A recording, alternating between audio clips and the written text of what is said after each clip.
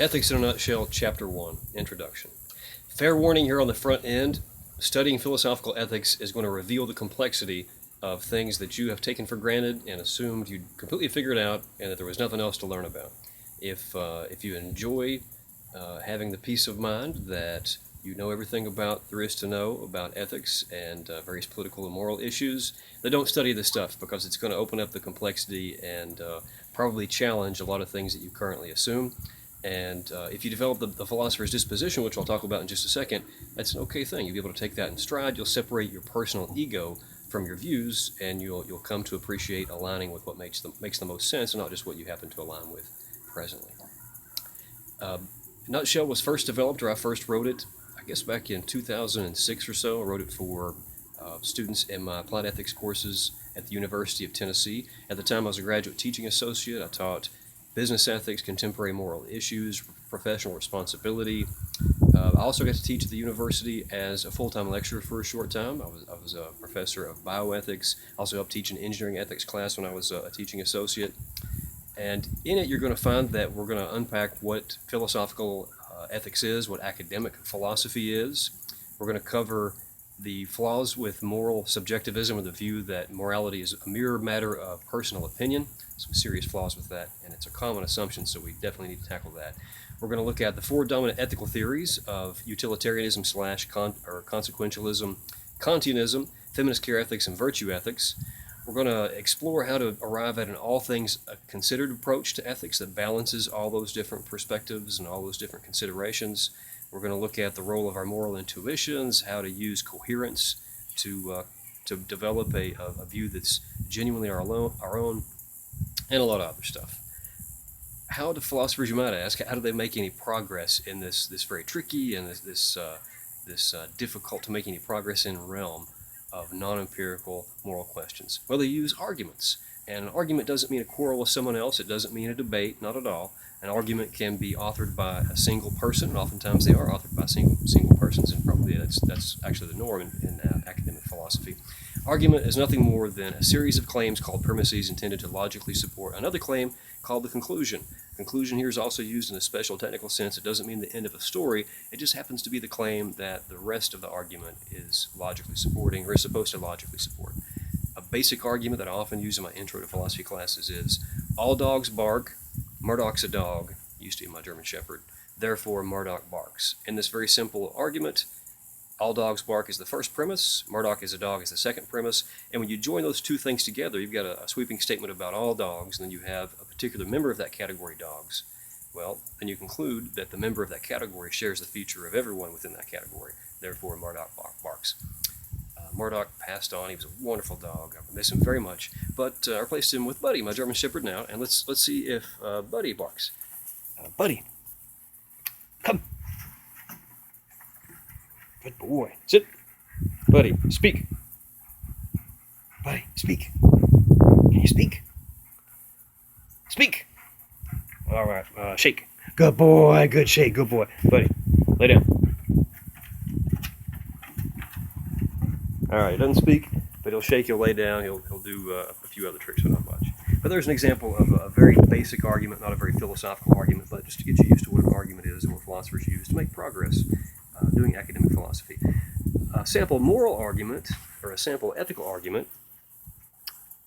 might be the one that I shared there in the first chapter. So here's just an example of an argument. I'm not endorsing this. It's going to go largely unevaluated. I'm just using it as an example. Because mammals can experience pleasure and pain, their interest, therefore, is our consideration.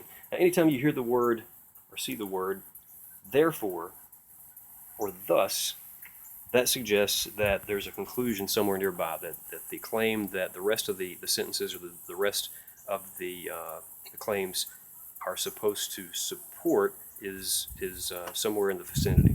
And when you hear the word because, or you read the word because or the word since, that suggests that there is a premise somewhere nearby, that there is a statement being made, about to be made, or was just made, that suggests that it's supporting the conclusion.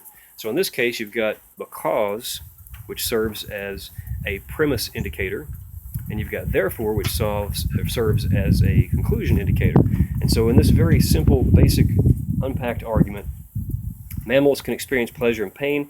That is the one premise or the one explicit premise, and the conclusion is their interests deserve consideration. So because that's a premise indicator, therefore that's a conclusion indicator, this portion of the sentence is the premise, or I'm sorry, this portion right here is the premise, and this portion is the conclusion. Now notice that here we're just going from a statement to bam,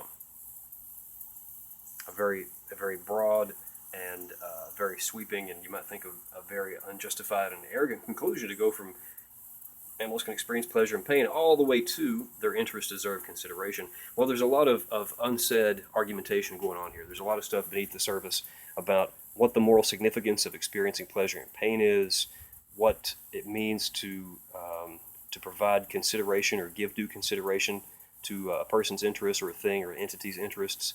There's even a question here about what we mean when we say interests. What constitutes an animal? We're talking about all mammals, only normal adult mammals. This pleasure and pain, is there a certain threshold? This concept of moral desert, what does that even mean, and how does it apply here? There would be a whole lot of thought and a whole lot of reasoning that would need to go into evaluating this argument, and hopefully the author of it would be able to provide that.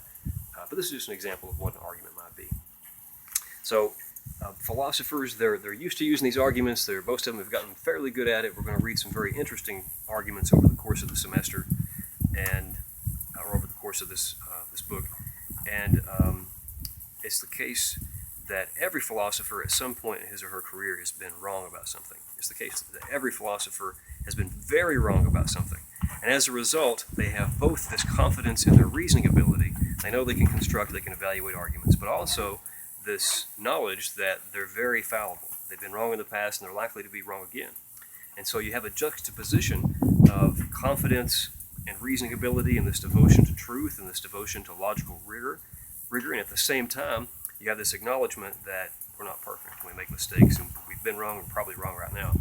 And so philosophers are both good at reasoning, but they're at the same time very humble, and therefore willing to change their minds if given good enough reason to do so. They don't just change their minds without good reason. It doesn't mean they don't have strongly held views. It just means they're always willing to back up and evaluate their assumptions, evaluate the premises, evaluate the logical support for the conclusions that they currently hold, and they're willing to switch those around and change them if given really good reason to do so. I hope that you're going to learn to appreciate that disposition, and I hope that you'll somewhat adopt that disposition by the time you're done with this book. And if you would like an example from pop culture of a character that best exemplifies the philosopher's disposition, you can read about it there in the first chapter, and I'll give you one hint about what that character or who that character might be. Live long and prosper. Hope you enjoyed the chapter, and I hope you also enjoyed chapter 2.